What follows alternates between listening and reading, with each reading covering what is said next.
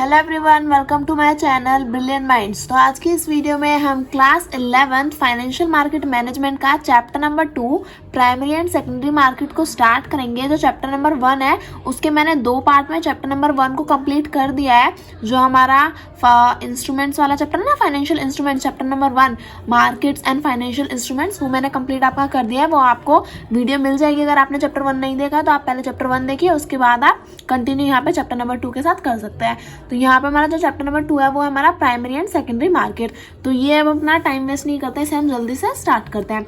तो सबसे पहले यहाँ पे हमें 2 वर्ड्स दिया है, पहला दिया है प्राइमरी, दूसरा दिया है सेकेंडरी। तो प्राइमरी का मतलब होता है फर्स्ट और सेकेंडरी का मतलब होता है सेकंड। तो इतना तो हम सभी को बेसिक हमें पता है, बट ये फर्स्ट और सेकंड मार्केट हमें बोला है। अब ये प्राइमरी मार्केट और सेकेंडरी मार्केट होती क्या है, पहले मैं आपको ये समझाती हूँ। तो देखो यहाँ पे हमें सबसे पहले दे रखा है रोल क्या है प्राइमरी मार्केट का, बट प्राइमरी मार्केट है क्या वो मैं आपको पहले यहाँ समझा देती हूँ। प्राइमरी मार्केट हमारी स्टॉक मार्केट जैसे होती है ना, उसमें हमें 2 टाइप की मार्केट होती है। पहली होती है प्राइमरी, दूसरी होती है सेकेंडरी। प्राइमरी मार्केट का मतलब है जब हमारी जो कंपनी है वो डायरेक्ट अपने शेयर्स इन्वेस्टर्स को देती है, यानी कि जब हम क्या करते हैं, जो अपने शेयर्स हैं वो हम डायरेक्ट कंपनी से इशू कर मतलब कंपनी से ले रहे हैं। डायरेक्ट कंपनी ने जो शेयर इशू करे हैं उन सिक्योरिटीज को हम ले रहे हैं। सेकेंडरी मार्केट में सेकेंड चीज है, यानी कि इन्वेस्टर ही आपस में क्या कर रहे हैं, जो शेयर्स हैं, जो सिक्योरिटीज हैं, उनकी डीलिंग कर रहे हैं। अब मैं आपको अगर एग्जाम्पल दूं तो जैसे ये कंपनी ABC है, इसने अपने शेयर्स निकाले। फॉर एग्जांपल उसने अपने 10,000 शेयर निकाले और अब इन्वेस्टर्स ने खरीद लिए। तो अब ये 10,000 उन्होंने खरीद लिए, 10,000 इन्वेस्टर्स ने खरीद लिए। तो ये जो कंपनी और इन्वेस्टर के बीच में ट्रेडिंग हुई, ये हुई प्राइमरी मार्केट में। सेकेंड चीज, अब जब हम सेकेंडरी मार्केट की बात करेंगे, अब ये जो 10,000 शेयर खरीदे हैं वो एक बार कंपनी ने दे दिए, अब कंपनी बार बार नहीं देगी। अब क्या गया, ये 10,000 लोग थे। अब सोचो इन 10,000 में से 2,000 लोगों को अपने शेयर अभी बेचने हैं, शायद उन्हें प्रॉफिट हो गया हो या फिर उनका मन है अपने पैसे वापस लेने का। तो वो क्या करेंगे, वो 2,000 लोग अब बेच देंगे। तो वो वापस कंपनी को नहीं बेच सकते, वो क्या करेंगे, वो और ऐसे लोग ढूंढेंगे जो उस कंपनी में इन्वेस्ट करना चाहते होंगे। तो अब वो 2,000 इन्वेस्टर थे और उन्होंने और इन्वेस्टर्स को ढूंढा। तो अब इन्वेस्टर जब क्या करते हैं, आपस में डीलिंग करते हैं, आपस में ट्रेड करते हैं सिक्योरिटीज को लेकर, तो वो होती है हमारी सेकेंडरी मार्केट। आई होप आपको प्राइमरी और सेकेंडरी मार्केट अच्छे से समझ में आ गया होगा। 2 से 3 मिनट में मैंने आपको यहाँ पे समझा दिया। अब हम जो है पूरा चैप्टर इसके ऊपर है, तो आपको और अच्छे से समझ में आ जाएगा। इन डीपली मैं आपको समझा दूंगी। अब हम स्टार्ट करते हैं। तो सबसे पहले मैं दिया है 2.1, what is the role of the primary market. So the primary market provide the channel for sales of new securities. Primary market provide opportunities to issuers of security, government as well as corporate to raise resources to meet their requirements of investment or discharge some obligations. They may issue the security at face value or at discount, premium, and these security may take a variety of forms such as equity, debt, etc. They may issue the security in domestic market and or international market. तो यहाँ में क्या दिया है, हमें बताया कि primary market का रोल क्या है। तो हमें समझ में आ गया प्राइमरी मार्केट क्या है, जहाँ पे कंपनी डायरेक्ट अपने शेयर्स किसे अलॉट करती है, इन्वेस्टर्स को। तो प्राइमरी मार्केट क्या करती है, एक ऐसा चैनल प्रोवाइड करती है इन्वेस्टर्स को, जहाँ पे क्या कहते हैं, सेल्स ऑफ न्यू सिक्योरिटीज। क्योंकि कंपनी ने जो नए शेयर्स, जो सिक्योरिटीज इशू करी है, वो क्या है, न्यू सिक्योरिटीज है। अब आप उसे दोबारा रीसेल करोगे तो वो न्यू नहीं रहेगी, लेकिन कंपनी ने जो इशू करा वो न्यू सिक्योरिटीज है। तो प्राइमरी मार्केट में क्या होता है, सेल फॉर न्यू सिक्योरिटी। ये इसका क्या है, कीवर्ड है। ये आप अच्छे से याद रखना कि प्राइमरी मार्केट का क्या होता है, provide sale for new security. और प्राइमरी मार्केट क्या करती है, अपॉर्चुनिटीज प्रोवाइड करती है इन्वेस्टर्स को। किस तरह से, क्योंकि वो अपनी अलग अलग जो सिक्योरिटीज है उन्हें इशू करती है ना। तो primary market provide opportunities to issuer of securities, यानी कि प्राइमरी मार्केट में जो कंपनीज हैं वो अपनी न्यू सिक्योरिटीज को इशू करते हैं, तो उनके लिए एक अपॉर्चुनिटी है कि वो आके अपनी सिक्योरिटीज को इशू कर सकते हैं। गवर्नमेंट भी क्या करती है, अपनी सिक्योरिटीज को इशू करती है। तो प्राइमरी मार्केट यहाँ पे एक अपॉर्चुनिटी प्रोवाइड करती है कि आप अपनी न्यू सिक्योरिटीज को लाके प्राइमरी मार्केट में क्या कर सकते हो, ट्रेड उनकी कर सकते हो। आगे अगर हम देखें तो प्राइमरी मार्केट मतलब प्राइमरी मार्केट में जब हम डील करते हैं तो हमारा जो प्राइस है वो किस बेसिस पे होता है। तो यहाँ पे वो फेस वैल्यू में भी हो सकता है, डिस्काउंट पे भी हो सकता है प्राइस, और हमारा प्रीमियम पे भी हो सकता है। अब आप सोचोगे फेस वैल्यू, डिस्काउंट और प्रीमियम क्या है, तो जो हमारा नेक्स्ट पैराग्राफ है उसमें हम यही पढ़ने वाले हैं, है ना। तो अभी से आप समझ लो कि हम अपनी सिक्योरिटी को फेस वैल्यू, डिस्काउंट और प्रीमियम पे क्या करते हैं, बेचते हैं या फिर खरीदते हैं। मतलब बेचते हैं, यानी कि कंपनी क्या है, बेचती है और इन्वेस्टर्स खरीदते हैं, है ना। तो ये, और यहाँ पे जो हमारी प्राइमरी मार्केट है ये डोमेस्टिक मार्केट में भी चलती है और इंटरनेशनल मार्केट में भी। यानी कि प्राइमरी मार्केट में हम जब अपनी सिक्योरिटीज को सेल करते हैं, जैसे इक्विटीज और डेप्ट और एक्सेट्रा जो हमारी और सिक्योरिटीज है उन्हें बेचते हैं, तो वो डोमेस्टिक मार्केट भी हो सकती है। डोमेस्टिक मार्केट यानी कि अपनी कंट्री के अंदर भी बेच सकते हैं, और इंटरनेशनल मार्केट मतलब इंटरनेशनली भी, all countries, different different countries में क्या कर सकते हैं, ग्लोबली अपने स्टॉक्स और सिक्योरिटीज को भी यहाँ पे हम ट्रेड कर सकते हैं प्राइमरी मार्केट में। अब अगर हम आगे बात करें हमारी फेस वैल्यू की, और उसके नेक्स्ट वाला है हमारा प्रीमियम और डिस्काउंट। तो पहले फेस वैल्यू समझ लेते हैं। देखो, what is meant by face value of a share और डिबेंचर, यानी कि जो हमारी सिक्योरिटीज होती हैं उनकी फेस वैल्यू का क्या मतलब होता है, तो वो मैं अब आपको यहाँ पे समझा देती हूँ। अब अगर हम बात करें so what is meant by face value, तो देखो फेस वैल्यू आपको पता ही है ना, जैसे हम बचपन में करते थे कि जैसे हमें नंबर दे दिया 2, 5 और 7, तो इसकी फेस वैल्यू बताओ, तो इसकी फेस वैल्यू क्या हो जाएगी, इसकी फेस वैल्यू हो जाएगी 5। तो सेम यहाँ पे सेम वही काम है। देखो, द नोमिनियल मैं क्या बोल रही हूँ, नोमोनियल ये क्या होता है भला the nominal or stated amount in rupees assigned to a security by the issuer for share, it is the original cost of the stock shown on the certificate. For bond, it is the amount paid by the holder at maturity. It is known as par value or simple par. For an equity share, the face value is usually a very small amount. अच्छा देखो, and do not have much bearing on the price of the share which may quote higher in the market. अच्छा, यहाँ पे अगर हम आगे बात करें तो देखो, पहले तो फेस वैल्यू क्या होती है वो मैं आपको बताती हूँ। तो फेस वैल्यू होती है कि जो हमारी शेयर है, जो हमारी सिक्योरिटी है, उसकी जो रियल प्राइस है, अगर फॉर एग्जाम्पल अगर हमारा जो शेयर है वो 10 रुपये का है और मैं उसे मार्केट में उसे 10 रुपये का ही बेच दूँ, तो वो क्या हो जाएगी, वो हो जाएगी उसकी फेस वैल्यू। फॉर एग्जाम्पल ये पेंसिल है ना, अभी अगर 5 रुपए की आती है या 3 रुपए की, जितने की भी आती है ये, तो समझ लो 5 रुपए की आती है, तो अब इसकी रियल कॉस्ट क्या होगी, रियल कॉस्ट इसकी थोड़ी सस्ती होगी, शायद ये 2 या 3 रुपए में ही बन जाती होगी, और फिर इसे मार्केट में हम क्या करते हैं, ज्यादा में बेचते हैं ताकि हमें प्रॉफिट हो। तो ये इसकी फेस वैल्यू नहीं है। बट सोचो कि मैं एक कपड़ा बनाती हूँ और वो कपड़ा मुझे क्या है 100 रुपए में वो बन जाता है, और मैं उसे मार्केट में 100 रुपए में ही बेच दूं, तो जो उस कपड़े की फेस वैल्यू थी मैंने उसी फेस वैल्यू में क्या किया, उसे मार्केट में बेच दिया। तो इसी तरह जो हमारा जो शेयर होता है इसकी जो रियल वैल्यू होती है उस पे ही अगर हम क्या कर देते हैं, उसे मार्केट में उसे इशू कर देता है, तो वो उसकी होती है फेस वैल्यू। आई होप आपको ये समझ में आएगा। अब देखो, for share it is the original cost of the stock shown on the certificate. अब जो हमारे शेयर्स हैं उनके लिए ओरिजिनल कॉस्ट क्या होगी, तो जो शेयर्स हैं यानी कि उनकी फेस वैल्यू क्या होगी, शेयर्स की फेस वैल्यू होगी जो उनकी ओरिजिनल कॉस्ट उनके स्टॉक शोन ऑन सर्टिफिकेट, यानी कि जो हमारे शेयर्स जो हमें मिलते हैं, यानी कि अगर हमने कोई शेयर खरीदा है तो उसके लिए हमें कोई सर्टिफिकेट या फिर कुछ तो मिलेगा ना इन प्रूफ, तो उसमें जो उसकी ओरिजिनल कॉस्ट लिखी होगी वही क्या होगी, वही उसकी फेस वैल्यू होगी। फॉर एग्जाम्पल अगर आपको 500 रुपये का एक शेयर मिला तो उसका जो सर्टिफिकेट पे प्राइस होगा वो भी क्या होगा, 500 रुपये अगर होगा तो वो उसकी आपको फेस वैल्यू पता चलेगी। For bond it is the amount paid to the holder at maturity.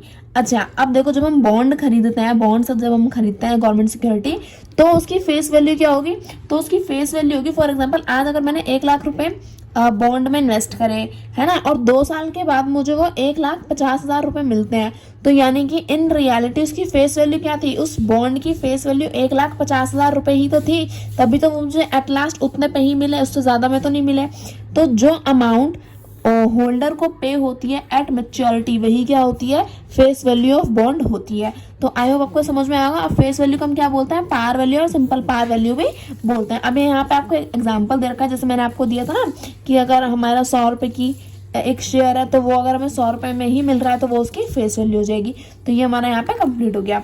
अब अगर हम आगे बात करें, आगे देखते हैं, अगर हम आगे हमें दिया है what do you mean by the term premium and discount in a security market. अब देखो, जब हमें फेस वैल्यू समझ में आ गया तो प्रीमियम और डिस्काउंट और भी ज्यादा आसान है। तो प्रीमियम क्या होता है, सबसे पहले डिस्काउंट समझो। डिस्काउंट का मतलब क्या होता है, जब हमें कोई चीज सस्ते में मिल रही है, तो जब हम अपनी सिक्योरिटी को जो उसकी ओरिजिनल कॉस्ट है, जो उसकी फेस वैल्यू है, उससे अगर हम कम में दे रहे हैं तो मतलब हमें डिस्काउंट मिल रहा है, तो वो हो जाएगी उसकी discount value of particular security premium का मतलब क्या होता है, जैसे हम बोलते हैं ना कि आप प्रीमियम में ले लो, यानी कि जैसे अगर हमें कोई नई स्कीम आ रही है या फिर जैसे प्रीमियम देते हैं ना कि नेटफ्लिक्स पे ये प्रीमियम फलाना ठिकाना, तो वो सब, तो प्रीमियम मतलब आप एक्स्ट्रा अमाउंट पे करके कुछ एक्स्ट्रा सर्विस ले रहे हो, तो वो होती है हमारी in normal life premium. But यहाँ पे प्रीमियम का क्या क्या मतलब है, जैसे फॉर एग्जाम्पल अगर हमारी एक सिक्योरिटी है, उसकी वैल्यू तो है 100 रुपए की, लेकिन वो हमें क्या मिल रही है, 200 रुपए में मिल रही है, तो 100 रुपए का क्या है, उसकी ओरिजिनल कॉस्ट है 100 रुपए की, लेकिन दे वो हमें महंगा रहे हैं, दे कितने में रहे हैं, 200 रुपए में दे रहे हैं, तो मतलब वो क्या हमें प्रीमियम में मिल रही है। लेकिन अगर वैल्यू है उसकी 100 रुपए और वो हमें 50 रुपए में दे रहा है, तो मतलब हमारे लिए तो डिस्काउंट बल्ले बल्ले, तो वो हमारे डिस्काउंट में मिल गई। लेकिन अगर उसकी ओरिजिनल कॉस्ट, सिक्योरिटी की ओरिजिनल कॉस्ट है 100 रुपए और हमें 100 रुपए पे ही मिल रही है, तो वो हो गई उसकी फेस वैल्यू। तो आई होप आपको फेस वैल्यू, डिस्काउंट और प्रीमियम तीनों वर्ड अच्छे से समझ में आ गए होंगे। अच्छा देखो, अब ऐसा होता क्यों है कि कभी प्रीमियम पे मिलते हैं, कभी डिस्काउंट पे मिलते हैं, तो ये आप समझ लो। अगर सोचो कि मार्केट में आपने अपने 10 शेयर निकाले, है ना, आपकी एक कंपनी है और आपने 10 शेयर निकाले, लेकिन सोचो कि कोई इन्वेस्ट करना ही नहीं चाहता आपकी कंपनी में, फॉर एग्जांपल क्योंकि आपकी नई नई कंपनी है तो लोग अभी भरोसा नहीं कर पा रहे, बट आपको इन्वेस्टमेंट तो चाहिए ना, आप चाहते हो ना कि लोगों से पैसा है, तो अगर आप क्या करोगे, अगर आप 100 रुपए में बेच रहे हो एक शेयर को तो कोई नहीं खरीदना चाहता। लेकिन अगर आप क्या करो, अगर आप क्या कर दो, अगर आप 100 रुपए को 100 रुपए के प्राइस को कम करके 50 रुपए कर दो, तो कुछ लोग क्या सोचेंगे कि नई कंपनी है और शेयर भी सस्ते में मिल रहा है, और अगर उन्हें आपका फंडामेंटल राइट, अगर मतलब फंडामेंट ऑफ द कंपनी अच्छा है लगेंगे, यानी कि उन्हें आपका काम अच्छा लगेगा, तो वो आपको क्या करेंगे, वो देखेंगे कि कंपनी भी अच्छी लग रही है और जो इनका प्राइस है वो भी सस्ता है, तो हम इस कंपनी में इन्वेस्ट कर लेते हैं। तो आपने 100 रुपए के प्राइस को क्या किया, घटाकर अगर 50 कर दिया, तो क्या होगा, जैसे ही हमने प्राइस कम किया ना, तो जो लोग होंगे वो सोचेंगे कि सस्ते में मिल रही है, ले लेते हैं। तो इस तरह से भी हम प्राइस कम करते हैं, इसलिए हम प्राइस कम करते हैं। लेकिन सोचो कि आपकी कंपनी है वो बहुत अच्छी चल रही है और बहुत सालों से है और लोगों को पूरा भरोसा है कि ये कंपनी अच्छा करेगी इन फ्यूचर, तो आपने 10 शेयर निकाले, एक शेयर की प्राइस है 100 रुपए। अब आपने शेयर निकाले हैं 10, लेकिन लोग आ गए 20 लोग आप इन्वेस्ट करना चाहते हो, तो आप क्या करोगे, आप 20 लोगों को 10 शेयर नहीं दे सकते ना, अब आप क्या करोगे, अपने प्राइस को बढ़ा दोगे। पहले आप 100 रुपए में दे रहे थे, अब आप दोगे 200 में। अब आधे लोग तो सोचेंगे यार महंगा है, तो इसलिए आधे नहीं खरीदेंगे, लेकिन कुछ क्या होंगे, कुछ सोचेंगे कि कंपनी बहुत अच्छा काम कर रही है, तो अगर महंगे में भी मिल रहा है तो कोई बात नहीं, हम खरीद लेते हैं। तो इसलिए हम कुछ सिक्योरिटीज को प्रीमियम पे बेचते हैं और कुछ सिक्योरिटीज को डिस्काउंट पे। तो ये हमारा कंप्लीट हो गया। अब आगे अगर हम बात करें इश्यू ऑफ शेयर्स की, तो यहाँ पे हम देख लेते हैं, why do companies need to issue shares to the public, यानी कि कंपनी को क्या जरूरत पड़ती है कि वो अपने जो शेयर्स हैं कंपनी के वो पब्लिक में शेयर कर देती है, यानी कि कंपनी को पब्लिक को इश्यू करती है, तो ऐसी क्या जरूरत होती है। Most companies are usually started privately by their promoters. However, the promoters' capital and the borrowing from bank, the financial institute may not be sufficient for setting up or running the business over a long term, especially when the business grow and looks to expand. So company invite the public to contribute toward the equity and issue shares to individual investors. The way to invite share capital from the public is through a public issue. Simply stated, a public issue is an offer to the public to subscribe to the share capital of a company. Once this is done, the company allots share to the applicant as per the prescribed rules and regulations laid down by SEBI. अब यहाँ पे ये हमें इतना बड़ा भाषण क्या दे रखा है, तो देखो मैं आपको समझाती हूँ। यहाँ हमें दिया है कि कंपनी को क्या जरूरत होती है अपने शेयर्स को पब्लिक में इशू करने की। तो ज्यादातर जब कंपनी स्टार्ट होती है ना, तो उसमें पहले से ही इतने सारे इन्वेस्टर्स नहीं होते, वो क्या होते हैं, वो इंडिविजुअली स्टार्ट होते हैं, प्राइवेटली स्टार्ट होती हैं। यानी कि मोस्टली केसेस में क्या होता है कि 1-2 इंसान मिलकर ही क्या करते हैं, कंपनी को स्टार्ट करते हैं। और उन्हें अगर पैसे की जरूरत पड़ती है शुरुआत में, तो वो क्या करते हैं कि जो उस कंपनी को प्रमोट कर रहे हैं उन लोगों से पैसा ले लेती है, और अगर उन्हें और पैसे की जरूरत पड़ती है तो वो बैंक से, फाइनेंशियल इंस्टीट्यूट से क्या कर लेते हैं, लोन ले लेते हैं। लेकिन अगर हमें कंपनी चलानी है तो वो सालों साल बहुत लंबे टाइम तक कंपनी चलती है ना। अगर आपका अच्छा बिजनेस चल रहा है तो उतने टाइम के लिए कोई भी बैंक, कोई भी फाइनेंशियल इंस्टीट्यूट आपको इतना सारा पैसा तो नहीं दे सकता ना, क्योंकि कंपनी चलाने के लिए हमें बहुत सारे पैसे की जरूरत पड़ती है। तो लॉन्ग टर्म के लिए अगर हमें अपना बिजनेस चलाना है, running the business over a long term, यानी कि अगर किसी इंडिविजुअल को अपनी कंपनी लंबे समय तक के लिए चलानी है, तो उसे क्या करना पड़ता है, अपने बिजनेस को ग्रो करना पड़ता है। और ग्रो करने के लगता है ग्रो करने का लगता है पैसा।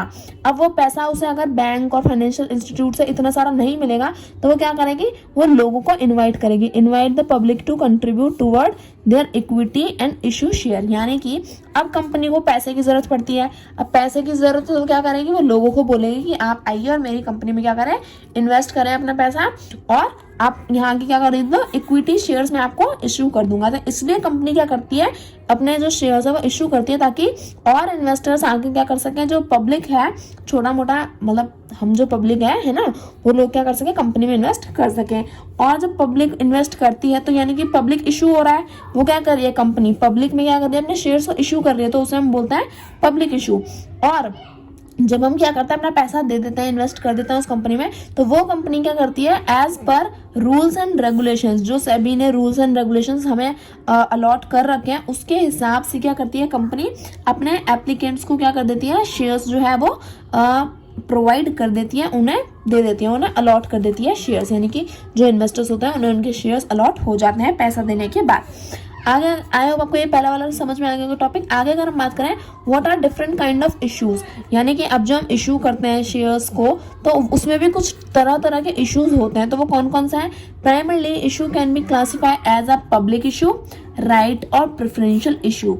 तो ये, और प्रेफरेंशियल इशू को हम क्या बोलते हैं, प्राइवेट प्लेसमेंट भी बोलते हैं। तो ये कुछ हमारे 3 टाइप की क्या होते हैं, इश्यूज होते हैं। पहला पब्लिक इशू, दूसरा राइट इशू और तीसरा preferential issue. While public and right issue involve a detailed procedure, private placement or preferential issue are relatively simpler. The classification of issue is illustrated below. यानी कि public और right issue में क्या होता है, कुछ डिटेल्स होती हैं, कुछ प्रोसीजर्स होता है जो हमें फॉलो करने होता है, बल्कि जो प्राइवेट प्लेसमेंट और प्रेफरेंशियल इश्यूज है ये काफी ज्यादा सिंपल होते हैं। तो अब हम ना स्टार्ट करते हैं। हमें पहला क्या दिया है, पहला दिया है पब्लिक इशू। पब्लिक इशू में क्या जाएगा हमारा, आईपीओ, इनिशियल पब्लिक ऑफरिंग। अभी अगर आप लोगों को पता होगा, अगर आप थोड़ा फाइनेंस के बारे में जानते हैं, तो अभी एलआईसी का क्या आया था, एलआईसी का आईपीओ आया था अभी कुछ टाइम पहले ही, है ना, मतलब अभी कुछ ज्यादा दिन नहीं हुए, थोड़े टाइम पहले ही क्या आया था, एलआईसी का आईपीओ आया था। अभी आईपीओ क्या होती है, ये क्या भला है, ये मैं आपको समझाती हूँ। देखो आईपीओ की तो फुल फॉर्म पहले सबसे पहले समझ लो, क्योंकि ये पेपर में पूछ ली जाती है और काफी बार पूछी भी गई है। तो initial public offering IPO is when an unlisted company makes either a fresh issue of security or an offer for sale of its existing securities or both for the first time to the public. This paves the way for listing and trading of issuer security. अच्छा, अब इसका क्या मतलब है वो मैं आपको यहाँ पे समझा देती हूँ। अब देखो आईपीओ क्या होता है, आईपीओ का मतलब है जब एक अनलिस्टेड कंपनी क्या करती है, पहली बार अपने फ्रेश इश्यूज ऑफ सिक्योरिटी को क्या करती है, मार्केट में ऑफर करती है। यानी कि एक अनलिस्टेड कंपनी, लिस्टेड कंपनी क्या होती है, जो पूरी तरह ऑथराइज्ड है, जिसका बहुत बड़ा नाम है और जो लीगलाइज हो चुकी है, ऑथराइज हो चुकी है शेयर मार्केट में। लेकिन जब एक अनलिस्टेड कंपनी क्या करती है, मार्केट में अपने फ्रेश इश्यूज निकालती है, फ्रेश इश्यू ऑफ सिक्योरिटीज को ऑफर करती है पब्लिक में, तो वो होता है हमारा आईपीओ। और आईपीओ एक और चीज भी होता है, आईपीओ क्या होता है, N offer for sale of its existing security. यानी कि अब एक अनलिस्टेड कंपनी है जिसने अपने नए नए फ्रेश इश्यूज निकाले हैं मार्केट के लिए, मतलब लोगों के लिए जो इन्वेस्ट कर सके। बट अगर क्या हो कि अगर एक कोई ऐसी कंपनी है जो है तो लिस्टेड, लेकिन क्या लिस्टेड है अनलिस्टेड है उसका भी केस में मत छोड़ो, समझो कि एक कंपनी है जिसने अपने 10,000 शेयर्स निकाले, 10,000 सिक्योरिटीज निकाली, जिसमें से इस बार सिर्फ 9,000 ही क्या हुई, 9,000 ही इन्वेस्ट किया गया, बाकी की 1,000 जो है वो बच गई। अब क्या होगा, वो 1,000 अब कहीं ऐसा तो है नहीं ना छूमंतर हो जाएंगी, उन्हें भी अगली बार हमें क्या करना पड़ेगा, पब्लिक में ऑफर करना पड़ेगा। तो आईपीओ हुक्म इसे ही यही कहता है कि अगर एक अनलिस्टेड कंपनी पहला फ्रेश इशू निकाल रही है तो भी वो आईपीओ है। बट अगर इन केस उसके सारे शेयर्स नहीं बिकते हैं, तो अगर वो क्या करते हैं, अपने जो सिक्योरिटीज रह गई हैं, जो एग्जिस्टिंग सिक्योरिटीज हैं, उसके भी बची हुई सिक्योरिटीज हैं, अगर वो उन्हें दोबारा ऑफर फॉर सेल करे तो भी क्या होगा, वो आईपीओ होगा। तो इन दोनों ही केस में इन दोनों ही केस में क्या होता है, वो हमारा आईपीओ होता है। तो आई होप आपको आईपीओ अच्छे से समझ में आएगा। अब जो हमारा नेक्स्ट पेज है उसे हम स्टार्ट करते हैं। यहाँ में दे रखा है अ फॉलो एंड पब्लिक ऑफरिंग और फर्दर इशू। तो अब जो हमारा पब्लिक इशू था ना, उसी का ये एक पार्ट है। पहला है हमारा इनिशियल पब्लिक ऑफरिंग और दूसरा है हमारा a follow on public offering, जिसे हम फर्दर इशू भी बोलते हैं।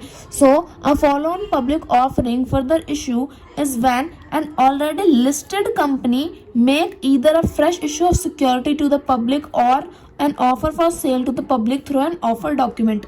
यानी कि जब आईपीओ में क्या था, एक अनलिस्टेड कंपनी थी, लेकिन जो फर्दर इशू है इसमें क्या होता है, जब एक लिस्टेड कंपनी क्या करती है, अपने नए इश्यूज, अपने नए सिक्योरिटीज को क्या करती है, मार्केट में पब्लिक के लिए ऑफर करती है, तो वो होता है हमारा a further on public offering. यानी कि जब एक लिस्टेड कंपनी अपने नए सिक्योरिटीज को क्या करती है, नए फ्रेश इश्यूज को पब्लिक में क्या करती है, अलॉट करती है, पब्लिक में इशू करती है, तो वो होता है हमारा a follow on public offering.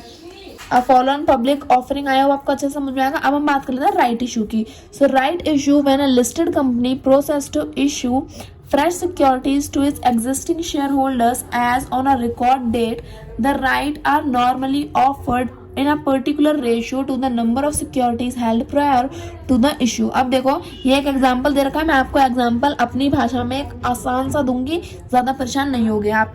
अच्छा थोड़ा सा कैमरा हिले तो प्लीज़ उसके लिए माफ़ कर देना। ओके तो यहाँ पे दिया राइट इशू। राइट इशू का मतलब क्या होता है, जब एक लिस्टेड कंपनी क्या करती है, जब एक लिस्टेड कंपनी अपने ही शेयर होल्डर्स को, एग्जिस्टिंग शेयर होल्डर्स को, जो उसके पास पहले से ही शेयर होल्डर्स हैं, उन्हें ही क्या करें, अपनी न्यू सिक्योरिटीज को ऑफर करे कि आप, जैसे एक कंपनी है उसमें 10 क्या है शेयर होल्डर हैं, सिर्फ एक एग्जांपल दे रही हूँ। तो अगर एक कंपनी है जिसमें पहले से ही 10 एग्जिस्टिंग शेयर होल्डर्स हैं और कंपनी ने क्या करा, अपने नए सिक्योरिटीज, नए इश्यूज को, नए सिक्योरिटीज को क्या किया है, ऑफर किया है, तो उन्हें मार्केट में ले जाने से पहले वो क्या करें, अपने शेयर होल्डर्स को ही बोले कि अगर आप चाहो तो इसमें इन्वेस्ट कर सकते हो। यानी कि उसने पहले मार्केट को ऑप्शन नहीं दिया, उन्होंने पहले अपने एग्जिस्टिंग शेयर होल्डर्स को ऑप्शन दिया कि आप चाहो तो वापस मेरे कंपनी में इन्वेस्ट कर सकते हो, मेरी कंपनी के सिक्योरिटीज जो मैं इस बार इशू कर रही हूँ उसमें आप इन्वेस्ट कर सकते हो। तो वो होता है हमारा राइट इशू। राइट इशू यानी कि जो हमारे एग्जिस्टिंग शेयर होल्डर्स हैं उन्हें जब क्या करते हैं, अपना एक राइट दे देते हैं कि आपको हम पहला राइट दे रहे हैं कि आप चाहो तो दोबारा इन्वेस्ट कर सकते हो, तो वो होता है हमारा राइट इशू।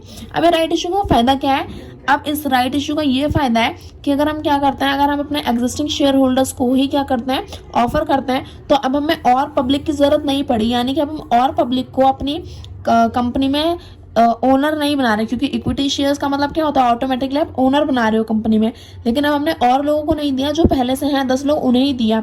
अब हम और 10 लोगों को दे देते तो टोटल कंपनी में 20 ओनर्स हो जाते हैं। लेकिन उन्होंने क्या किया, एग्जिस्टिंग शेयर होल्डर्स को ही वापस में दे दिया, तो इसलिए जो है कंपनी में जो ओनर्स हैं वो क्या रहता है, कम रहता है और ज्यादा डाइल्यूट नहीं होती हमारी कंपनी। अगर हम बात करें यहाँ पे क्या दिया है, अब preferential issue is an issue of shares of a convertible securities by listed company to a selected group of persons under section 62 of the Companies Act 2013, which is neither a right issue nor a public issue. This is a faster way for a company to raise equity capital. The issuer's company has to comply with the Companies Act and requirements contained in the chapter pertaining to preferential allotment and SEBI guidelines under inter alia including pricing, disclosures in notice etc. अच्छा अब यहाँ पे क्या दे रखा है, अब दे रखा है प्रेफरेंशियल इशू।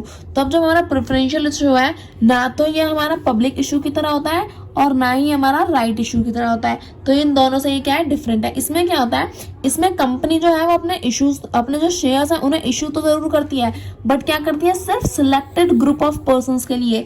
यानी कि इसमें ये ना तो अपने जो एग्जिस्टिंग शेयर होल्डर्स हैं उन्हें अपने शेयर्स दे रही है, न ही पब्लिक में बांट रही है। वो क्या कर रही है, पब्लिक में से ही कुछ सिलेक्टेड ग्रुप ऑफ पीपल है जिनका पहले से ये ग्रुप है, उन्हीं में हम क्या कर रहे हैं, अपने शेयर्स को दे रहे हैं। और ये क्या है, ये 50 लोगों से कम में होना चाहिए, है ना। अभी आप बात अच्छे से याद रखना कि जब हम क्या करते हैं 50 लोगों से कम लोगों में हम क्या करते हैं, ये प्रेफरेंशियल इशू को अलॉट करते हैं। यानी कि इसमें क्या होता है, इसमें अपने सिक्योरिटीज निकालेंगे, कंपनी अपनी सिक्योरिटीज निकालेगी और क्या करेगी, 50 लोगों से कम के एक ग्रुप में क्या करेगी, ये अपने मतलब कंपनी में पहले ही पता हो रखा होता है कि कौन से ग्रुप को हमें, कौन से ग्रुप ऑफ पर्संस को हमें अपने जो सिक्योरिटीज है उन्हें देनी है, और उसमें 50 से कम लोग होते हैं, है ना। ये बात आपको अच्छे से याद रखनी है। तो ये हमारा हो गया। तो यानी कि इसमें क्या होता है, इसमें सिर्फ सिलेक्टेड ग्रुप ऑफ लोगों को ही हम लेते हैं और इन्हीं को सिक्योरिटी अलॉट की जाती है। तो ये होता है हमारा प्रेफरेंशियल इशू। आई होप आपको अच्छे से समझ में आएगा। अब यहाँ पे हमें थोड़ा डायग्रामेटिक फॉर्म में क्या दे रखा है, ये हमें यहाँ पे जो फ्लो चार्ट है वो हमें समझा रखा है कि सिक्योरिटीज में इश्यूज कैसे होते हैं। तो जैसे हमने क्या करा, सिक्योरिटीज को इशू करा, तो वो 3 टाइप में होती है, पब्लिक, राइट और प्रेफरेंशियल। अब पब्लिक में भी 2 तरह की होती है, इनिशियल पब्लिक ऑफरिंग और फॉलो ऑन ऑफ मतलब फॉलो ऑन पब्लिक ऑफरिंग, ये हम दोनों ये चीज़ें पढ़ चुके हैं, है ना। अब पहला क्या दिया है, फिश इशू। फिश इशू का मतलब है यहाँ पे fish issue, offer for cell, fish issue. ये फिश इशू की जगह पे हमारा मतलब है fresh issue, offer for cell और फ्रेश इशू। यानी कि इनिशियल पब्लिक ऑफरिंग में क्या होता है, जो हमारे एकदम नई सिक्योरिटीज के जो इश्यूज हैं वो भी आते हैं, नई सिक्योरिटीज इशू की जाती है। और क्या है, ऑफर फॉर सेल, यानी कि कुछ सिक्योरिटीज अगर हमारी रह जाती हैं तो एग्जिस्टिंग सिक्योरिटीज को भी हम क्या कर सकते हैं, ऑफर कर सकते हैं, तो ऑफर फॉर सेल। और फॉलो ऑन ऑफरिंग में भी क्या होता है, जब लिस्टेड कंपनी अपने नए इश्यूज को क्या करती है, पब्लिक में ऑफर करती है। तो ये हमारा ये फ्लो चार्ट के थ्रू आप यहाँ पे क्या कर सकते हो, समझ सकते हो चीज़ों को जल्दी से। तो ये हमारा कंप्लीट हो गया। अब अगर हम आगे बात करें what is meant bye issue price, तो ये हम देख लेते हैं। जैसे हम अपनी सिक्योरिटीज को इशू करना है, तो अब वो इशू प्राइस क्या है, यानी कि मतलब सिक्योरिटीज के लिए कुछ इशू प्राइस होता होगा ना, तो वो हम देख लेते हैं। The price at which a company shares are offered initially in the primary market is called as the issue price. That's it. Complete definition यही है कि वो प्राइस जिस पे कंपनी क्या करती है, अपने शेयर्स को ऑफर करती है प्राइमरी मार्केट में, वही क्या है, हमारा इशू प्राइस है। अगर कंपनी ने अपने शेयर्स को 100 रुपए में प्राइमरी मार्केट पे क्या किया, इशू किया, तो वही क्या हो जाएगा, वो ही हो जाएगा उसका issue price. The price at which a company shares are offered initially in the primary market is called as the issue price. When they begin to be traded, the market price may be above or below the issue price. Students can follow trade of public issue on the NSE website to see whether the security is being traded above or below the issue price. अच्छा, यहाँ तक तो हमें समझ में आ गया कि issue price की डेफिनेशन ये है, यानी कि जिस पर्टिकुलर प्राइस पे प्राइमरी मार्केट में एक सिक्योरिटी को हमने क्या कर दिया, इशू कर दिया, वही क्या है उसका, वही है उसका इशू प्राइस। अब हम ट्रेडिंग कर रहे हैं, मैंने 100 रुपये पे क्या करा, इशू करी। अब कंपनी बहुत आगे बढ़ गई, कंपनी को बहुत प्रॉफिट हुआ, तो ऑटोमेटिकली जो मेरे प्राइस हैं वो भी क्या जाएंगे, बढ़ जाएंगे। यानी कि अब वो शायद 200 की हो जाए, उसका एक प्राइस है 500 का हो जाए वो प्राइस, है ना। तो अब जब हम ट्रेड करते हैं ना, जब हम ट्रेड करते हैं तो प्राइस अबव भी जा सकता है, बिलो भी, यानी कि ऐसा भी हो सकता है कि कंपनी घाटा खा जाए तो उसके शेयर्स के दाम भी गिर जाए, है ना। तो यही चीज है कि जो हमने इशू कर दिया वो तो इशू प्राइस हो गया। अब ट्रेड करने के बाद वो ऊपर नीचे जा रहा है, वो अलग चीज है। तो जो इशू प्राइस जिस पे हमने इशू किया वही क्या होता है, इसका इशू प्राइस होता है। जिस प्राइस पे कंपनी ने अपने सिक्योरिटीज को इशू कर दिया वही होता है इसका इशू प्राइस। ट्रेड करते वक्त वो ऊपर नीचे हो सकता है, उससे कुछ फर्क नहीं पड़ता। अब देखो what is meant by market capitalisation. तो मार्केट कैपिटलाइजेशन मैंने आपको चैप्टर नंबर 1 में भी बताया था, मतलब पूरा एक डेफिनेशन नहीं दी थी ना, तो मैंने आपको समझाया था कि मतलब फिर भी एक ओवरव्यू हमने मार्केट कैपिटलाइजेशन का देख लिया था। अच्छा, यहाँ हम पूरा समझ लेते हैं। The market value of a coated company which is calculated by multiplying, ये फॉर्मूला दे रखा है, calculated by multiplying its current share price by the number of share is issued in market is called as market capitalization. Market capitalization होती है कि जो company है ना, वो कंपनी टोटल कितने दाम की है ना। ये कंपनी जो है, ये ABC लिमिटेड कंपनी जो है, ये कितने प्राइस की है, ये लिमिटेड सही लिखा, LMT होता है, चलो छोड़ो। जो हमारी कंपनी है ना, ABC लिमिटेड कंपनी, तो ये हमारी कितने प्राइस की है, ये हम कैसे निकालेंगे, मार्केट कैपिटलाइजेशन से। अब ये तो बहुत बड़ा एग्जांपल दे रखा है मिलियंस और बिलियंस का, ये मैं आपको नहीं दे रही, मैं आपको देती हूँ। फॉर एग्जांपल टोटल कंपनी में कितने शेयर है, एग्जांपल नंबर ऑफ शेयर्स कितने हैं कंपनी में, समझ लो नंबर ऑफ शेयर्स है कंपनी में 50, टोटल 50 शेयर है कंपनी की, ठीक है। और प्राइस ऑफ ईच शेयर कितना है, प्राइस ऑफ ईच शेयर मतलब हर एक शेयर का प्राइस कितना है।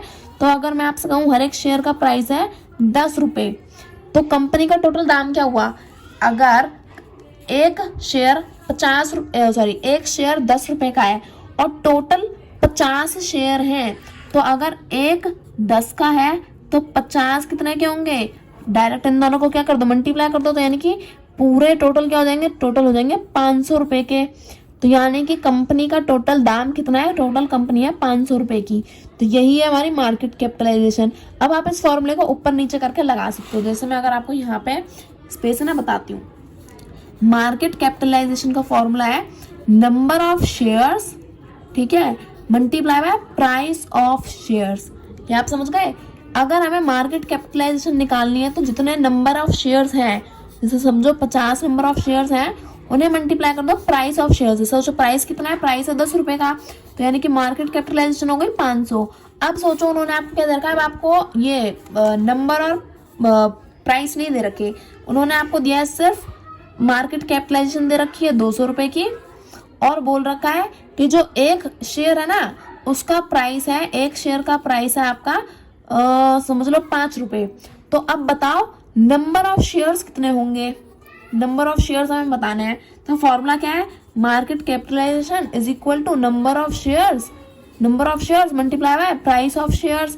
तो अब हमें क्या पता है, मार्केट कैपिटलाइजेशन पता है 200, नंबर ऑफ शेयर्स हमें नहीं पता, प्राइस ऑफ शेयर पता है हमें 5 रुपए का, तो मल्टीप्लाई में इधर जाके क्या हो जाएगा डिवाइड में, तो नंबर ऑफ शेयर्स क्या देंगे 500 डिवाइड बाय 200 क्या आ जाएगा हमारा 40, यानी कि नंबर ऑफ शेयर्स हो गया हमारा 40। तो ऐसा आप क्या कर सकते हो, फॉर्मूले को यूज करके ऊपर नीचे मार्केट कैपिटलाइजेशन भी निकाल सकते हो, नंबर ऑफ शेयर्स भी निकाल सकते हो, प्राइस ऑफ शेयर भी निकाल सकते हो। तो market capitalisation is equal to number of shares multiply by price of shares. अब आप ऐसे MC और NOS और POS लिख के बताना, आप पूरा पूरा लिख के आना, नहीं तो नंबर कट जाएंगे और एक नंबर भी नहीं मिलेगा, जीरो आएगा, बिल्कुल जीरो, अगर आपने इस तरह से फॉर्मूला लिखा तो। ठीक है, तो अपने नंबर मत कटवाना। अच्छा, अब अगर आगे बात करें what is the difference between public issue and private placement, तो ये हम देख लेते हैं। देखो, when an issue is not made to only a selected set of people but it is open to the general public and any other investor at large, it is called a public issue। public issue क्या होता है, अभी हमने पढ़ा था ना ये what are different kind of issues, है ना, तो उसी का पार्ट है कि पब्लिक इशू में क्या होता है। पब्लिक इशू में होता है कि जब पूरी पब्लिक, किसी को भी हम ऐसा नहीं कह रहे कि तुम नहीं कर सकते, तुम इन्वेस्ट कर सकते हो तो और तुम नहीं कर सकते, यानी कि जब पूरी पब्लिक अलाउ होती है कि कोई भी आके इस कंपनी में इन्वेस्ट कर सकता है, तो वो क्या है, वो है हमारा पब्लिक इशू। बट जब क्या है, सिर्फ और सिर्फ सिलेक्टेड ग्रुप ऑफ पीपल को ही हम कह रहे हैं कि सिर्फ यही गिने चुने लोग जो है कंपनी में इन्वेस्ट कर सकते हैं, तो वो हो जाता था हमारा क्या, प्रेफरेंशियल इशू। अभी हमने पढ़ा है तो आपको भूलना मत, अभी हम पढ़ के आ रहे हैं। ये देखो यहाँ पे हमने पढ़ा था ना, ये देखो ये प्रेफरेंशियल इशू, पहले हमने नेक्स्ट पेज में हमने IPO भी पढ़ा था, तो वही है यहाँ पे कि जब पब्लिक को हम ऑफर कर रहे हैं और किसी को कोई भी आके इन्वेस्ट कर सकता है तो वो है वो पब्लिक इशू। लेकिन जब सिर्फ और सिर्फ selected set of people he invest कर सकते हैं तो क्या है वो, तो है वो प्राइवेट प्लेसमेंट। तो आई होप आपको समझ में आया होगा। अब देखो, an issue become public if it result in allotment of 50% और मोर, यानी कि एक पब्लिक इशू कब होगा, जब 50 या 50 लोगों से ज्यादा लोग क्या करेंगे, कंपनी के पर्टिकुलर सिक्योरिटी में इन्वेस्ट करेंगे, तो वो हो जाएगा पब्लिक इशू। लेकिन अगर 50 से कम लोग क्या करेंगे, उसी सिक्योरिटी में इन्वेस्ट करेंगे, 50 से कम लोग, तो मतलब वो क्या है, वो प्राइवेट प्लेसमेंट है। प्राइवेट प्लेसमेंट ही हमारा प्रेफरेंशियल इशू होता है। तो ये हमारा कंप्लीट हो गया। अब हमारा नेक्स्ट पेज जो है वो स्टार्ट करते हैं। अब हमें यहाँ पे दिया है हमारा next topic, what is an initial public offering. तो IPO क्या होता है, IPO को ही यहाँ पे इन्होंने डिफाइन कर रखा है। तो IPO मैं आपको पहले ही समझा चुकी हूँ। IPO क्या है, initial public offering, initial public, अरे भाई लाइन सीधी नहीं खिंच सकती है, इनिशियल पब्लिक ऑफरिंग, ठीक है, IPO, initial public offering, offer closes soon. चलो छोड़ो छोड़ो, यहाँ देखो, एन इनिशियल पब्लिक ऑफर का मतलब क्या है, is selling of securities to the public in primary market. IPO क्या होता है, हमारा प्राइमरी मार्केट में आता है। It is when an unlisted company makes either a fresh issue, वही चीज आपको वहां दे रखी थी, वही चीज आपको यहाँ चेप रखी है। जब एक अनलिस्टेड कंपनी क्या है, अपना नया इशू निकालती है, या फिर जो उसके पहले एग्जिस्टिंग शेयर्स हैं, एग्जिस्टिंग सिक्योरिटीज हैं, उन्हें जब क्या करती है, दोबारा ऑफर फॉर सेल करती है, तो वो क्या होता है, हमारा IPO होता है। अब IPO जो है वो दो तरह से ट्रेड किया जा सकता है। देखो, पहला थ्रू बुक बिल्डिंग और दूसरा थ्रू नॉर्मल पब्लिक इशू। अब ये बुक बिल्डिंग और नॉर्मल पब्लिक इशू क्या है वो मैं आपको यहाँ पे समझाती हूँ। तो वो हमें यहाँ पे नीचे ही समझा रखा है, मतलब हमारा नेक्स्ट टॉपिक हमारा वही है। तो मैं आपको स्टार्ट करती हूँ। तो देखो, बुक बिल्डिंग, अब देखो हु डिसाइड, अच्छा ये तो पहले हु डिसाइड है, पहले मैं आपको समझा देती हूँ, फिर भी ओवरव्यू दे देती हूँ। वरना हमारा नेक्स्ट टॉपिक देखो बुक बिल्डिंग और उसके बाद नॉर्मल पब्लिक इशू ही है। बट फिर भी देखो, बुक बिल्डिंग का मतलब होता है जब हम क्या करते हैं, किताबों की बिल्डिंग बनाते हैं, ठीक है, नहीं वो नहीं होता। बुक बिल्डिंग का मतलब क्या होता है, बुक बिल्डिंग का मतलब होता है कि जब हम क्या करें, हम लोगों को बिठाएं, क्या बोलते हैं, फिजिकली एक जगह पे लाएं लोगों को, और क्या कहें कि अब वहां पे जब बिडिंग होती है ना, जब वो लगता है ऑक्शन होता है, आपको पता होगा ना बोली लगती है, तो वो होता है हमारा बुक बिल्डिंग प्रोसेस। और नॉर्मल पब्लिक इशू क्या होता है, जब हम पब्लिक में क्या करते हैं, डायरेक्ट हम अपना प्राइस बता देते हैं कि 100 रुपए में है, 100 रुपए में जिसको खरीदना है खरीदो, नहीं खरीदना घर जाओ भैया, राम राम। तो वो होता है हमारा नॉर्मल पब्लिक इशू। तो अब मैं इसे डीप में भी एक्सप्लेन करूंगी, बट अभी मैंने आपको एक ओवरव्यू दे दिया है। अब देखो, who decide the price of an issue. अभी मैंने कहा कि जैसे मैंने कहा कि ये एक शेयर है वो 100 रुपए का है, तो अब ये कौन डिसाइड करेगा कि जो हमका इशू है वो कितने रुपए का है। अब को अगर कोई हम जैसे लोग करेंगे तो मैं तो कहूंगी भैया रिलायंस का शेयर जो है वो 10 रुपए में दे दो, पर रिलायंस का शेयर तो महंगा है, हजारों में आता है, 2000 3000 का, है ना। तो अब ये जो प्राइस है कौन डिसाइड कौन करता है। So Indian market shared in an era of free pricing in 1992. Following this, the guidelines have provided that the issuer in consultance with the merchant banker shall decide the price. There is no price formula stipulated by SEBI. SEBI do not play any role in price fixation. The company and merchant bankers, देखो, the company and merchant bankers are however required to give full disclosures of the parameters which they had considered while deciding the issue price. There are two types of issue. One where company and lead merchant bankers fix a price called fixed price, and another where the company and lead manager stipulated a floor price or price band to leave it to the market forces to determine the final price. अब यहाँ पे अगर हम बात करें तो यहाँ में क्या दिया है वो मैं आपको सीधा सीधा यहाँ पे समझा देती हूँ। तो यहाँ पे हमें दे रखा है कि जो हमारा प्राइस है ना वो कौन डिसाइड करता है, कौन जो है वो इशू करता है, कौन डिसाइड करता है। तो देखो, कंपनी में जो मर्चेंट बैंकर्स होते हैं और जो लीड मर्चेंट बैंकर और लीड मैनेजर, ये दो लोग होते हैं जो काम करते हैं प्राइस डिसाइड करने में।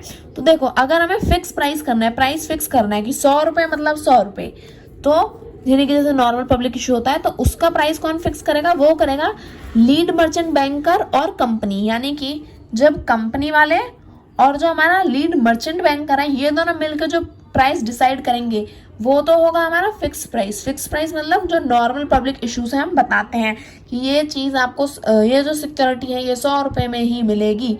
तो वो किसने डिसाइड किया, वो डिसाइड किया कंपनी वालों ने और लीड मर्चेंट बैंकर ने। बट अगर हम बुक बिल्डिंग करें, अगर हम बोली लगाएं, तो हमें क्या पता कि कौन सा इंसान कितनी ऊंची बोली लगाएगा, तो हमें कुछ आइडिया नहीं है। यानी कि वो पब्लिक अपने हिसाब से कर रही है। तो जब हमने क्या किया, लेकिन बोली क्या होती है, ऐसी होती है कि आपको 1 करोड़ से ऊपर लगानी है, तो 1 करोड़ क्या हो गया उसका प्राइस बैंड हो गया या फिर फ्लोर प्राइस हो गया कि इससे ऊपर। तो जब हम क्या करते हैं, हम पब्लिक के ऊपर छोड़ देते हैं कि आप ही बताओ कि इस शेयर का कितना प्राइस होना चाहिए। तो हम क्या करते हैं, सिर्फ एक फ्लोर प्राइस देते हैं कि इससे ऊपर में ही हमारी सिक्योरिटी जो है वो जानी चाहिए। तो वो जो फ्लोर प्राइस है वो कौन डिसाइड करता है, वो करता है कंपनी वाले और लीड मैनेजर। कंपनी का जो लीड मैनेजर होगा वो और कंपनी वाले मिलके जब डिसाइड करेंगे प्राइस को, तो वो होगा हमारा क्या, फ्लोर प्राइस। अब ये फ्लोर प्राइस क्या है और फिक्स्ड प्राइस क्या है मैंने आपको समझा दिया, बट दोबारा समझाती हूँ। फिक्स्ड प्राइस है, फिक्स्ड प्राइस होता है मतलब एक प्राइस हमने सेट कर दिया, 100 रुपए मतलब 100 रुपए, सिक्योरिटी हमारी 100 रुपए पे ही मिलेगी। तो ये तो है fixed price.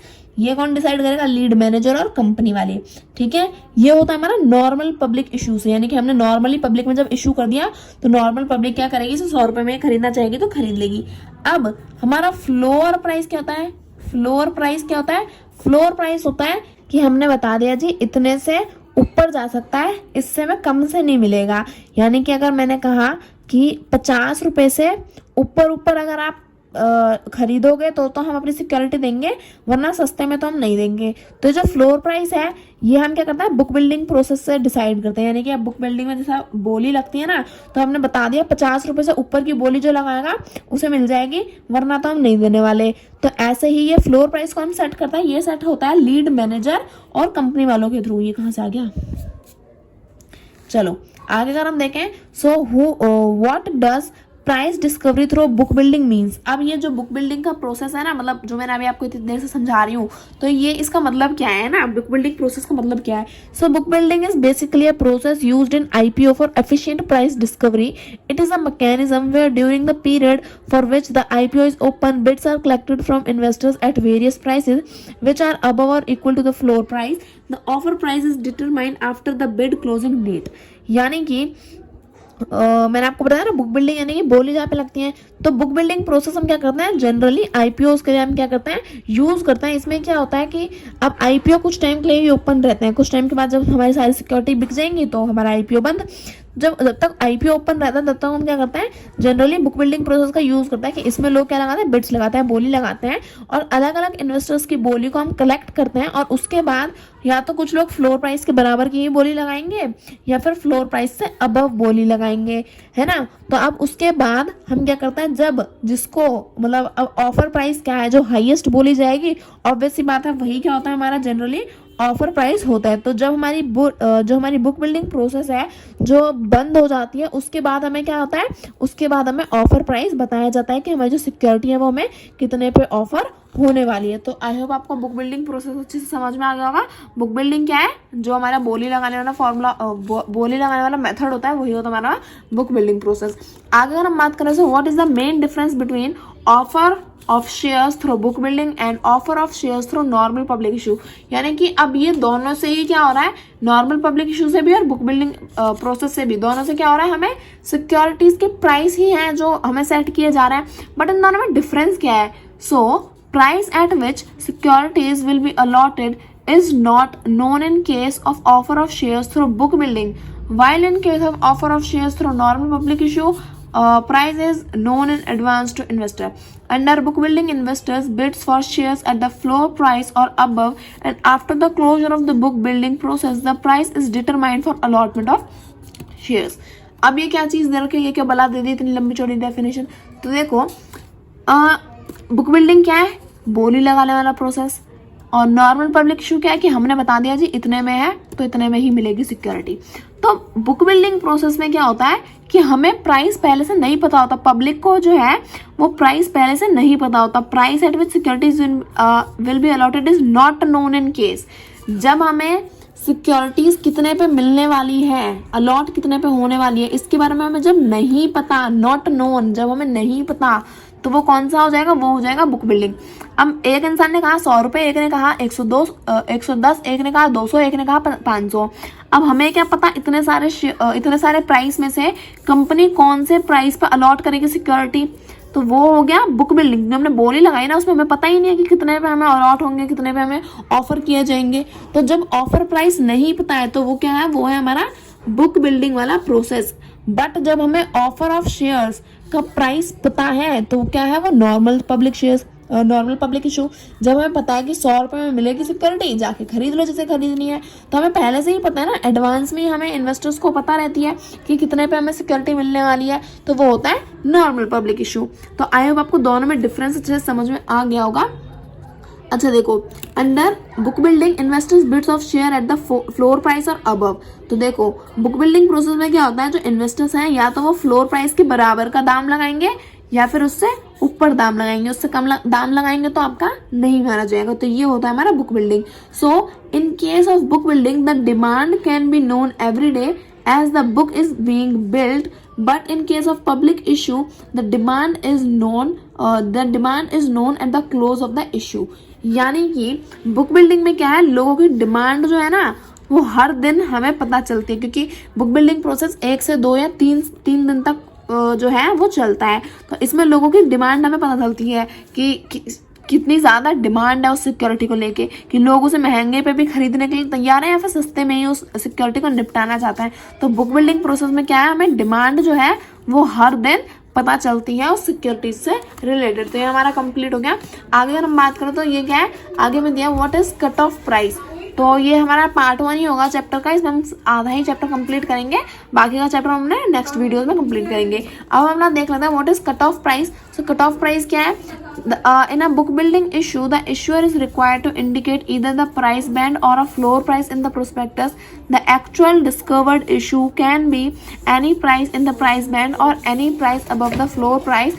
The issue price is called cutoff price. The issuer and the lead manager decide this after considering the book and the investor's appetite for the stock. अब देखो जो हमारा the issuer and the lead manager, अच्छे हैं यहाँ पे देखो, issuer यहाँ पे कौन होता है, इशूअर होती है कंपनी, और लीड मैनेजर आपको पता चल गया। तो जब इशूअर और लीड मैनेजर प्राइस डिसाइड करता है तो वो कौन सा प्राइस होता है, वो होता है हमारा बुक बिल्डिंग वाला, जिसमें हम क्या बोलते हैं, जिसमें हम वो बोलते हैं फ्लोर प्राइस, जिसे हम बोलते हैं। तो वो होता है इशूअर और लीड मैनेजर, यानी कि जब कंपनी और लीड मैनेजर डिसाइड करेंगे प्राइस तो वो होगा हमारा फ्लोर प्राइस। तो कट ऑफ प्राइस क्या होता है, जब हम बुक बिल्डिंग प्रोसेस में क्या करते हैं, एक प्राइस को हम सेट कर देते हैं कि इससे इसके बराबर भी प्राइस हो सकता है और इससे ऊपर प्राइस भी जा सकता है, बट इससे कम नहीं होगा। तो ये जो प्राइस सेट किया गया है ये क्या है, हमारी कट ऑफ है। फॉर एग्जांपल जैसे हम बोलते हैं ना कि जिसकी 85% आएगी उसी बच्चे को क्या मिलेगा, इससे ऊपर जिसकी परसेंटेज और 85 जिसकी है उसे ही इस स्कूल में एडमिशन मिलेगा, इससे नीचे वालों को नहीं मिलेगा। तो हमने कट ऑफ डिसाइड कर दी ना कि या तो इतना या फिर इससे ऊपर, इससे कम नहीं। तो ऐसे ही जब बुक बिल्डिंग प्रोसेस हम करते हैं तो या तो इस प्राइस के बराबर या इस प्राइस से ज्यादा, इससे कम अगर आप प्राइस दोगे तो आपको सिक्योरिटी नहीं मिलेगी। तो वो जो प्राइस हमने डिसाइड किया वही क्या है, हमारा जो डिसाइडेड प्राइस है, जो प्राइस बैंड है वही क्या है, हमारा जो फ्लोर प्राइस है उसी को हम क्या बोलते हैं, अपना कट ऑफ प्राइस भी बोलते हैं। ये हमारा कंप्लीट हो गया। आगे हम बात करें what is the floor price in case of book building. Floor price is the minimum price at which bids can be made. तो बुक बिल्डिंग प्रोसेस में फ्लोर प्राइस क्या होता है, फ्लोर प्राइस वो हमारा सबसे कम मिनिमम प्राइस है जिसपे हमारी जो बिड्स है वो क्या है, लगाई जा सकती है। फॉर एग्जाम्पल अगर मैंने कहा 100 रुपए, तो ये क्या है, हमारा फ्लोर प्राइस है, या तो 100 रुपए या फिर 100 रुपए से ज्यादा। तो सबसे कम प्राइस क्या है, 100 रुपए, क्योंकि इससे कम अगर हम लगाएंगे तो हमारी बिड नहीं मानी जाएगी। तो जो मिनिमम प्राइस है जिसपे हम अपनी बोली लगा सकते हैं वही क्या है, हमारा फ्लोर प्राइस होता है। आगे अगर हम बात करें तो यहाँ पे मैं क्या दे रखा है, what is a price band in a book build IPO. यानी कि प्राइस बैंड हमारा आईपीओ में क्या होता है, जब हम बुक बिल्डिंग के थ्रू क्या करते हैं, आईपीओ में प्राइस बैंड क्या होता है ये हमें यहाँ पे बताना है। तो ये मैं आपको अभी समझाती हूँ। सो यहाँ पे मैं क्या दिया है, what is a price band in a book build IPO. तो ये हम देख लेते हैं। यहाँ पे मैं क्या दे रखा है, the prospectus may contain either the floor price of the security or price band within which the investors can bid. The spread between the floor price and cap of the price band shall not be more than 20%. In other words, it means that the cap should not be more than 120% of the floor price. अच्छा देखो अब ये क्या है, पहले समझो price band है ना। अब यहाँ पे 2-3 टर्म्स है। पहला क्या दे रखा है, देखो अगर मैं आपको दिखाऊं 1 मिनट बस। पहला क्या दे रखा है, पहला दे रखा है फ्लोर प्राइस, दूसरा दे रखा है हमारा प्राइस बैंड, है ना। बस यही 2 टर्म तो है और तो कुछ नहीं है ना बताने लायक। हाँ यही है। देखो फ्लोर प्राइस क्या है, फ्लोर प्राइस तो हम समझ चुके हैं। फ्लोर प्राइस क्या है, जो मिनिमम प्राइस है जिसमें हम अपने बिड्स को कलेक्ट करते हैं, तो वो तो होता है मैं, देखो ये रहा फ्लोर प्राइस, अभी समझा है। अब प्राइस बैंड क्या है, प्राइस बैंड है वो गैप। जैसे अब ये 100 रुपए की इन्वेस्टमेंट थी, मतलब 100 रुपए की सिक्योरिटी थी, अब मैंने क्या किया, उसे 150 पे खरीदा, है ना। तो प्राइस बैंड का कितना, ये देखो बीच में क्या है, 50 रुपए का फासला है। राइटिंग थोड़ी सी खराब है, उल्टे हाथ से लिख रही हूँ, ठीक है। तो फ्लोर प्राइस और प्राइस बैंड का ये जो गैप है ना, आप समझ गए ना, ये गैप जो है यही होता है हमारा प्राइस बैंड। तो अब हमें यही बोला इन्होंने कि जो इन्वेस्टर्स हैं उन्हें पहले ही क्या है, पता रहता है, प्रोस्पेक्टस में पता रहता है कि ये जो सिक्योरिटीज है उसमें उसका फ्लोर प्राइस पहले ही उसमें बता दिया जाता है कि इससे ज्यादा ही आप इन्वेस्टमेंट, इससे ज्यादा ही आप बोली, इससे ज्यादा ही बड़ी आप बिड लगा सकते हो। तो पहले ही लोगों को पता रहता है, पहले इन्वेस्टर्स को पता है कि फ्लोर प्राइस क्या है। अब अगर मैं कहूँ कि सिक्योरिटी है तो 100 रुपए की, लेकिन आप लगाने को चाहो बोली, तो आप अगर आपके पास ज़्यादा पैसा है तो आप लगाने को उस बोली के 1000 रुपये भी लगा सकते हो, 10,000 भी लगा सकते हो।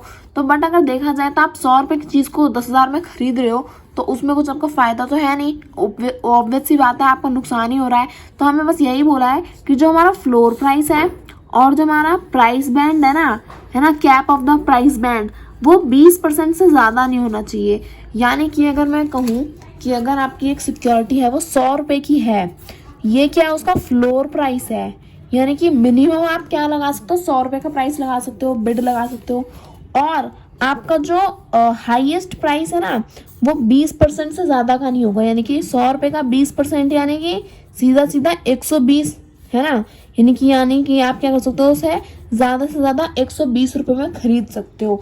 आप ऐसा नहीं कि 100 रुपये की चीज़ को 10,000 में खरीदोगे, ये तो आपके भी नुकसान है। लेकिन ऐसा इन्वेस्टर के साथ ना हो, इसलिए क्या है, जो हमारा फ्लोर प्राइस है और जो हमारा प्राइस बैंड है, इसके बीच का जो गैप है वो 20% से ज़्यादा का नहीं होना चाहिए। मतलब टोटल देखा जाए तो 100 रुपये ये क्या है, ये हमारा टोटल 100% है ना। ये हमारा क्या है, फ्लोर प्राइस है, तो मतलब 100% फ्लोर प्राइस, उससे ज़्यादा यानी कि 20%, तो यानी कि टोटल 120% ही हमारा क्या होना चाहिए, फ्लोर प्राइस होना चाहिए, इससे ज़्यादा नहीं होना चाहिए। आई होप आपको ये अच्छे से समझ में आया होगा। तो ये प्राइस बैंड आपको है अच्छे से समझ में आया होगा।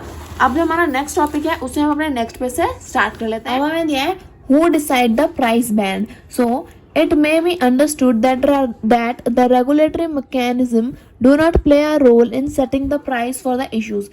तो हमें जैसे कि पहले ही पता चल चुका है, ये जो हम प्राइस इशू करते हैं ना, इसमें ये जो रेगुलेटरीज हैं जैसे SFB, RBI, DCA, DEA, इस सब का कोई हाथ नहीं होता.